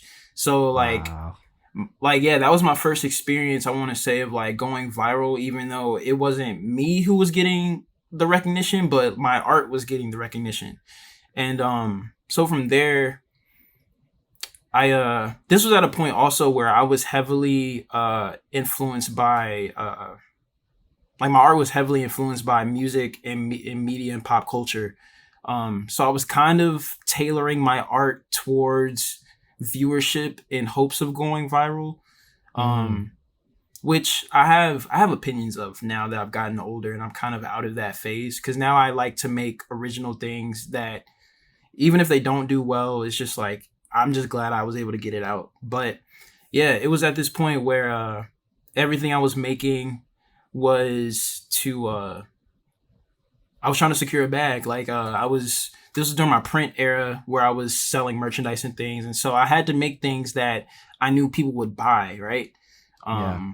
Which was a great learning experience. I really learned that, one, if you put your mind to it, you really can succeed off of this art stuff. You just have to figure. You just got to know what your audience likes, and you just have to tailor to your audience. But yeah, I would say 2015 was my first time noticing things popping off. 2017, I think that's when Get Out came out. So when those pieces dropped, I remember Chad Ochocinco, he tweeted, and we kind of DM'd a little bit. He was interested in buying it, but because it was so small, he wasn't he wanted something large. Like he asked me if I could like paint it on a larger canvas, and I was just like, nah, bro, it's not gonna be the same. Yeah. Um, and yeah, Jordan Peele retweeted me. 20 when did Cherry Bomb come out? That was 2015. 2015. Gonna backtrack a little bit. I had made these stickers of Tyler the Creator, and he had come to Richmond for his Cherry Bomb tour, and I was mad close to the stage, actually. Now I think about it. And this was a different era of Tyler the Creator. He was not like the same Tyler that he was at that. Like I feel like he was Exactly. not necessarily playing like the big ass Yeah, he wasn't an venues. arena artist Yeah. yet. Like, so Yeah. it was still very he was still very fresh, especially like trying to switch out of his like early era of Tyler where the music The was Odd in. Future days. Yeah. Yeah. So at that point I had stickers, and I had thrown them on stage. They landed behind an amp. And so me and a bunch of people around me were trying to get Jasper to we were trying to get his attention to like look behind the amp to get the stickers. And it worked. Like Hell yeah. he got the stickers, Tyler got them, and I tweeted him and I was like, yo, did you get my stickers? And he was like, yeah, he got some. And he he said he threw some of them out to like people too, like on from the tour bus or whatever. So I don't know, that was just cool. Like, yo, like one, my favorite artist responded to my tweet, and like it was confirmed that he at least received what I was trying to deliver. So Yeah.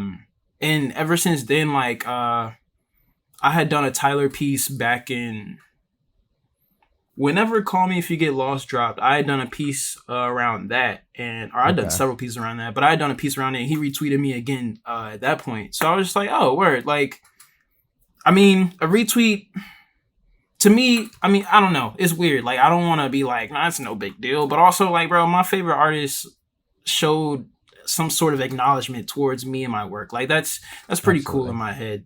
So yeah. there have been, I've had a lot of viral moments. My series, my comic series that was inspired by The Last Dance, that went crazy. Like, I forgot what sports network or one of their Instagrams retweeted. I want to say it was maybe like Bleacher Report or and Complex Sports, but they reposted that. So while my post went viral, their post of my work also went viral. And so it was just a lot of cool opportunities for me to see that what I'm doing is enjoyed by an influx of people. Yeah. And and again, this was when I was really heavily focused on appealing to people. And so I think as I've become more confident in my animation, I've kind of dialed back. Like, I really love the idea of original content and like telling my own stories or working with like my friends to just create our own thing, as opposed to seeing what's popping out in the world. Let me make something that is centered around that in hopes of people like, finding me. But to each his own, because I mean, it works. I get a lot of people, I get a lot of friends or followers who they're like, yo, you should do something like this, or like, why don't you do this? And it's like, I feel you, but it's already being done. So I'd rather just kind of just do my own thing. And yeah, I think it just makes the work more enjoyable that way. For sure. And I think it makes it a little, it gives it that stamp of authenticity too. When you see something that's never really been done, or see something that's done in a way that's not like everyone else. And I think the reason why you got the recognition that you did early on from those people that you looked up to is because they could see that, they could see it for what it was worth, that you took time, and this was not something that they'd ever seen before. It's like if it was just something that they was generic, that they had seen before, they wouldn't recognize it. You know what I'm saying? Right, they wouldn't. Right. They might see it. They're not going to retweet it. You know what I mean? Yeah. If they don't think it's something that's like, crazy, because you got to think like these guys are getting all day probably hit up like with things and like getting tagged and shit, and like the fact that like not only they saw your stuff, but they saw your stuff and was like, damn, let me put this on my feed. Like that is just, it's almost like in a way, it's like, obviously you're not necessarily the type of person that like, which I think is beautiful. Like, you don't try to use people to get ahead.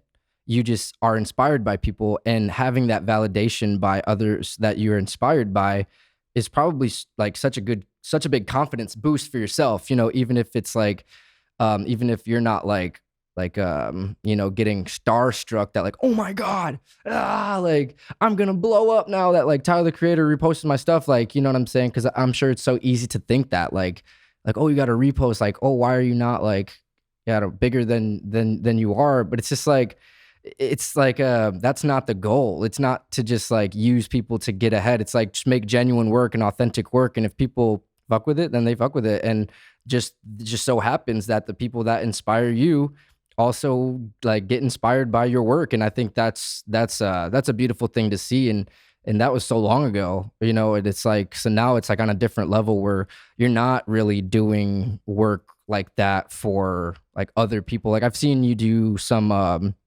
like cartoon work for like some like podcast, like you did the Bad Friends thing. Yeah, and like stuff like that. So just kind of like paying homage to things that, but again, it's like, it goes back to like things that you're inspired by. It's not that you're like jumping on the latest trend, trying to draw the latest person in the news just to try to get a drop of clout. You know what I mean? Yeah, exactly. And I think is the reason why people can see your work for what it is, like the genuine and authentic work that it is. So I mean, it's beautiful to see, man. I feel like your story is like so amazing because it's like you're like kind of low key, you know what I mean? Like you're kind of to yourself, and I think I that's appreciate like, that.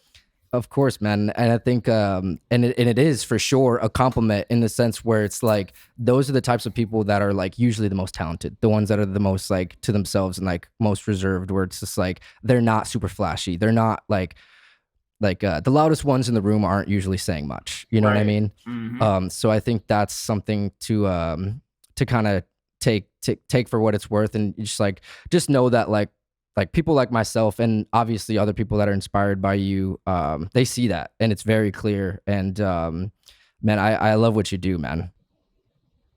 Big thank you, Harry. I really appreciate that, man. Dang, that makes me feel really good. Wow. Wow. You're welcome, man. Yeah, No, thank you. and Thank you. it's Thank like you. you're welcome, man. And it's like the whole reason for me starting this podcast was to interview creative professionals, entrepreneurs, and other inspiring Martians alike. And I say that just because it's like my tagline, but it's like other people that inspire me. And it's like I'm surrounded by so many people around me that are just doing cool shit. You know what I mean? And Yeah, it's like I want to like I want to have these conversations for the rest of my life, you know, where it's just like inspiring people to like do what they love and like giving people their flowers and letting them know like this is crazy, and like learning the origin stories and like seeing how these things came about, and like learning more about people that I look up to, because it's like it's so cool to like to be connected with people like yourself and other people around me, but then to like share that with other people, I think is another level where it's like people that don't know you or people that don't know these people that I know, they can see this and be like, oh wow, like I had no idea that this person existed, but then now they're new fans of yours for because of sure. this, you know. And I think that like pushing genuine work, and I only want to have people on here that I am genuinely like inspired by, or that I actually have like some sort of I guess connection on that level with, that I can take inspiration from or feel like other people might get inspiration from. And I'm so glad that you were, you know, willing to do this, and you were so like quick about it. You're like, yeah, dude, like whenever, let's do it, you know. And like that was it means a lot to me that you were, you know, willing to do this. And I'm glad that we're even having this conversation right now, because I feel like I kind of put a fire under you too, man, in a way where Yeah, man. it's I love to see it, man. Definitely, bro. I realized, like, I mean, I don't do podcasts often, and the ones that I have done, I feel like it wasn't really for the sake of, it wasn't, the conversation wasn't evolved around or revolving around art. And so yeah, I really appreciate you giving me the opportunity to actually kind of talk about what I've been doing for the last like 5-6 years, because it's like I do a lot, but because I'm low key and I guess I'm humble in a sense, like I don't really feel like I have much of a space to just talk about what I'm doing unless Yeah. it's presented to me. And so yeah, I appreciate you for giving me the platform to actually finally talk about what I've been up to, because yeah, I always feel like I have a lot of dope things to talk about, but I just like, if no one asks me about it, I don't feel obligated to just kind of talk about it. So, yeah, Yeah. no, this is awesome. Yeah, man. And that kind of goes back to your character too, you know, where it's just like I said earlier, like, you know, the loudest ones in the room barely have anything to say. Where it's like, that's like a beautiful thing, where it's like when you're given the platform, when you're in an authentic way, because some people I feel like could come at it like at a weird, I don't know, angle or something, like just talking about, I don't know, just, I guess I don't even have any examples, but I feel like the genuinity of this conversation, I think people are really going to see it, and they're gonna like know that like you are like a true artist, like, and just by hearing this conversation, they might not know anything about you, and just by hearing the way you explain your passions and your art and the way that like the different paths that you've taken, they can see that you are, you know, a true artist of the game. And And man, I'm so grateful to have these conversations. And I do need to like kind of start wrapping up a little bit. I want to do a part 2 so bad, dude. You got to come out here. Yeah, bro. No, definitely. Like I gotta see the studio. I gotta just see what's going on in Arizona. It's been a while since I've been out there.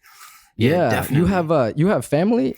You had family? Yeah, I have family. They were living in Scottsdale? Yeah, they were in Scottsdale. Yeah. Word, fire. Yeah, they were in Scottsdale for a while, but they just moved. I think they're in Fort Worth right now. They're in Texas now. Yeah, okay.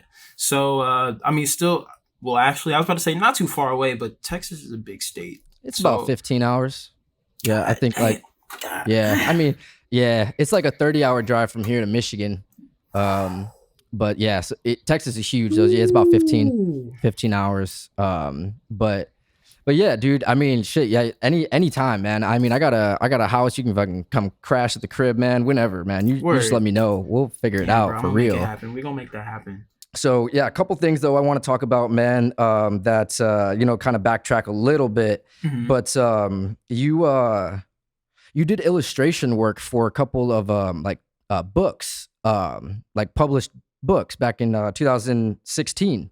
The incredible DJ Willie Lee Beats Bullying and Sober High. Yeah. Oh wow. Dang. Yeah. What was that experience like? It was cool. So I was in 2016. I was a junior. No, it was like sophomore, junior year of college. And a former elementary math teacher, who was also like a DJ outside of his teaching job. He connected with me on Facebook. On Instagram. And at the time, I was just kind of open to all sorts of commissions. I had always wanted to get into book illustration at the time. And his pitch sold me. So it was a learning experience. It was dope. It was a dope experience, but I also just learned a lot about the business behind illustrating or behind book illustration. In what way? So it's a lot of figuring out. It's a lot of behind the scenes work in regards to one, just figuring out, of course, like the business of it all, like figuring out, all right, how many pages is this book gonna have? How many? How much would I like to be compensated per page? How much for the revisions? How much for am I doing character designs? Am I doing background designs before it's a lot. So at the time I went in green. I had no idea what I was doing, but by the time I finished, I just learned a lot and took a lot of note to move with going forward. And but it was dope. Like the concept was awesome. I had a really good time learning how to, or utilizing my skills and what I had learned in school to actually apply it into the real world, because going to school for illustration, design, and animation and things, like a big part of it is learning how to bring stories to life. And so it kind of just felt like it was like a real world experience, like kind of like an internship, except I got paid to do it. It was really me just reading this story and just letting him see what I was thinking. And I mean, he was kind of open to whatever I had come up with. So it took a while. I can't remember how long it took, but it was a lot of work. It was a lot of work, a lot of back and forth, a lot of meetings, but it was a good time. A great learning experience. And for Sober High, that one was a little less hectic, I'm gonna say, for lack of a better word, lack of better terms. I had a better connection with the author because her and I had went to church together, so I grew up like just knowing her and things. And she hit me up for maybe like, how many illustrations did I do for her? Maybe like 4 different illustrations, but they were really simple. Like they were really easy. Really easy compared to the full on book illustration project. But those were super dope. I hadn't done any other books since then. Got a lot of inquiries, but I don't know it because I don't really know all that goes into the business aspect of it. I've kind of just been like, nah, I'm good, or like Yeah. I can help you like get some visuals started, but I don't know if I'm able to take on like the full role of doing that. But Yeah. I don't know. Maybe it just depends on like the right person hitting me up, or like, you know, another pitch just selling me, and I'm like, okay, yeah, I really want to do this. Like, this seems like a cool idea. Yeah, if it makes sense for you. Yeah, and you're at a position now where it's just like there's so many other things that you can spend time on that are super fulfilling that it's just like, if my heart's not in it, why would I do it? You know what I mean? Right. Even if you're offering me a couple $100, you know what I mean? Whatever, like whatever the case is. But you know, that's interesting that you bring up that this was like almost like an internship but paid at the same time, because you were able to like utilize the skills that you were learning at the time in a real world setting. And I think that's very important, you know, to have that experience where it's like do something that you've never done before, but also be able to like strengthen those muscles of storytelling with illustration when it's not your story. You know what I mean? Because you're reading the story and then coming up with the visual storytelling in your head.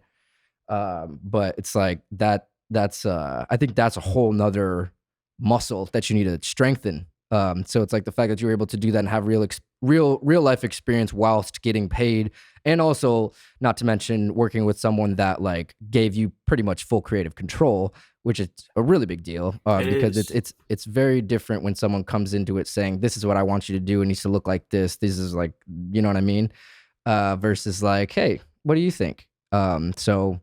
Yeah, it's like, it's cool that you had those experiences, but I could definitely see how that could be like it's not your lane necessarily, you know what I mean? It's like you have your niche and it's like, it's very clear, but it's cool that you had those experiences. I wanted to like touch on that because it's just like, I wanted to know like what you thought about it, just because that's cool. Like you could buy those books on Amazon. Like yeah, they have your name on it. That is crazy. Yeah, I had to get like 3 or 4 different copies just so my mom could have some, and my grandma. She was like, yeah, you need to make sure you get as many copies as you can because we need to keep those. Dude, I'm gonna buy one just so you can sign it when you come. That's love. I got you. Be like, when we're winning our Emmy for Partment. Hell yeah. Be like, yo, this is a 1 of 1 right here. Hell yeah, exactly.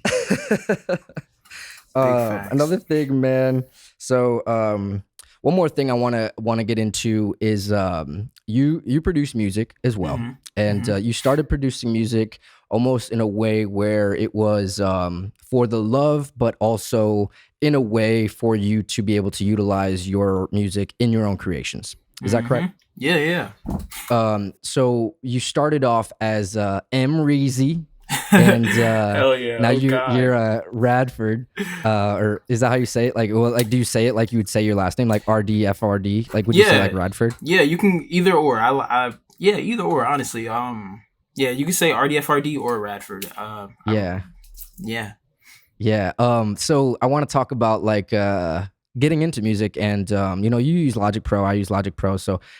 Did you start on like GarageBand? Is that like what started it all? And Classic? Indeed, yeah. So I had somewhat of a musical background. I had taken piano from like 2nd grade to 9th grade.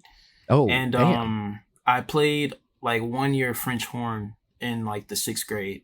So, and on my dad's side, my dad's side is like where I feel like that's where I get all the musical and the artistic talent from, because like I actually reconnected with my dad this past November, and I was just learning a lot about him and our side and his side of the family, and like we come from a line of like musicians, singers. His sister, she's a really good painter, so like they have all the artistic talent. So it was kind of like, I don't know, it's kind of set in stone that I was going to do something creative, like, And so I always had a passion for music. Like I said, my mom always had me around music. She was always playing music around the house. And so I think in 2019, uh, I had yeah, no, hold on, wait. In like 2015 or maybe 2014 was when I started just messing around with GarageBand. And at this point, Yeah. I was really just trying to like freestyle on like instrumentals. Oh And yeah, for sure. Just record yourself. yeah, and maybe like 2019 or 2018 was when I started just like playing around with the loops on there. I was like, all right, let me figure out let me learn the structure of songs. Like, let me figure out what it takes to actually produce a song. And I was just using the loops. And then it got to a point where I was gifted a MIDI keyboard and a beat pad by one of my friends. And like, it just dawned on me. I was like, wait, I know how to play piano. Like, let me utilize some of those skills that I kind of forgot about, but like I know how to read a little bit of music, and I know what notes are. Like, I know the keys on a piano. So I was like, all right, let me just play around with that. And it just turned into a passion project at that point. Like, all right, let me try to hone a new skill. And it's blossomed honestly into it's been an amazing journey. Like, I really enjoy making music. And I love the idea of being able to utilize it for my visual art as well. Like you said, like I make music, but also it's like if I can't turn it into a listening project, I'll just use it as background music or something for one of my visuals, so it doesn't necessarily go to waste or just sit in a vault. Which has been cool. Like in my animation. In one of my recent cartoons called The Cut, which is about a haircut situation, the music for the barbershop scene is actually a song that I just dropped on my most recent project. So like, it's cool like listening to that and then watching this, and it's like, oh wait, I know that. Wait, that instrumental sounds mad familiar, and it's like, yeah. Yeah. But yeah, I love and it's also just a super fun experience, like learning how to create music for visuals as opposed to for listening purpose. Like, you really gotta learn how to capture emotion or capture moods, and it's not always about like, all right, let me make like the dopest beat possible. It's like, all right, what works? Like, what does it sound like? What does it sound like for a character to be sneaking into their house at 3 a.m, trying not to wake up their pet giraffe or some shit? Like, I don't know. Like, it could be. You really gotta like just tap into.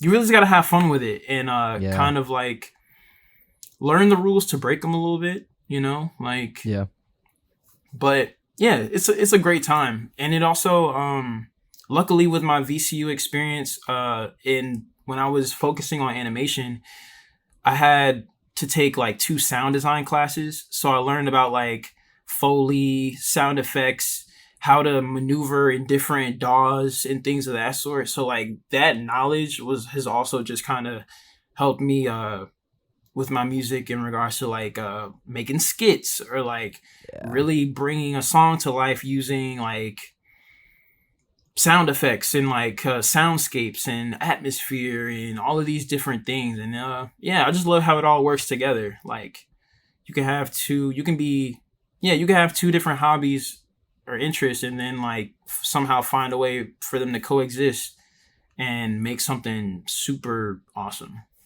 Yeah, man. I love that you're able to do that, because it's like it's cool that you had the background in music. I didn't realize you played music for so long before that too, because that just translates directly into synthesizers and Logic instruments. And it's like if you play piano, you play synth. And that's exactly. Like, it's so funny. But it's so cool that you're able to like also take that work and then repurpose it into other projects. I think that's super fulfilling and kind of goes back to the backbone of this whole conversation is a DIY or die. You know what I mean? Where it's just like, let's just create everything. You know what I mean? Like, let's make the music, let's make the atmosphere, let's do the voices, let's do the production, let's do the editing, let's do everything in house.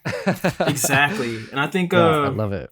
the thing that makes DIY till you die so dope is that when it comes to those opportunities, you're not put in a box, because it's like, yeah, I want a job being an animator, but also like they could see that, oh, he could be an audio editor, or like he knows he can do other things that if I wasn't able to do, like character design or something, it's like, well, maybe he could do a voice for a role, or like maybe he could help us compile sounds. Maybe he can chop up, maybe he can do post work, maybe he can edit. Like it's just a great way to showcase all of your skills in one thing. Yeah. Which is dope. Yeah, man. It's got to be super self-fulfilling too, to like see that and just be, it's kind of like that Russ approach. Like, I don't need him, I don't need her. Fuck it, I'll do it myself. Hell yeah, you know exactly. Like, Russ be going crazy, yo. He really is a DIY till you die type of person. Like, big respects to him, because that's a lot, especially in the music game. Like, bro, what? Yeah, he's one of my top inspirations for a long time. I remember I discovered him back in 16. It was like a long time ago. Like, it was early 16, 17, when he had just come out with What They Want, and like I think like one other, I think Do It Myself and What They Want was like the only, like his hit songs, and they were like, just the videos was what really took it off. But yeah, man, I mean, this has been such an amazing conversation, dude. I'm like, I don't want to wrap it up, but I feel like I have to, because got things to do. But man, cool. Thank you again for doing this, bro. I really appreciate you taking the time, man. Martians, go follow Malik at Malik Radford on Instagram, at ArtmanLeak on Twitter. Do you have a website right now that you post your work on? Or is this kind of just mainly socials and just mainly socials for now on my YouTube? Yeah, I had a site, but I haven't used it since 2019, so it's a little outdated. Hey, no worries. Well, don't go to that site. Go to the socials. Go to Instagram, Twitter, Instagram. We'll put all the stuff right here. New site coming soon. Yeah, website coming soon. Yeah, exactly. Pending, under construction. Exactly.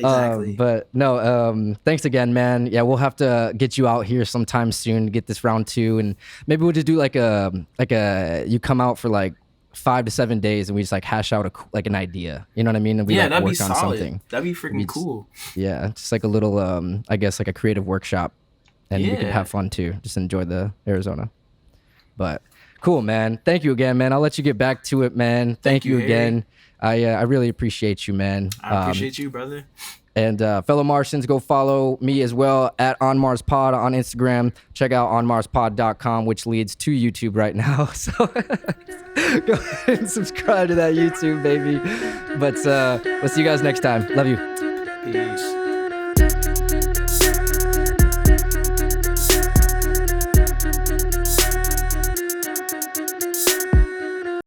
Hey guys, thank you so much for tuning in and watching this episode of the On Mars Pod, and for sticking around to the end, man. I really appreciate you guys. You are the real Martians. Like this video, comment below what your favorite part was, what was most inspiring to you.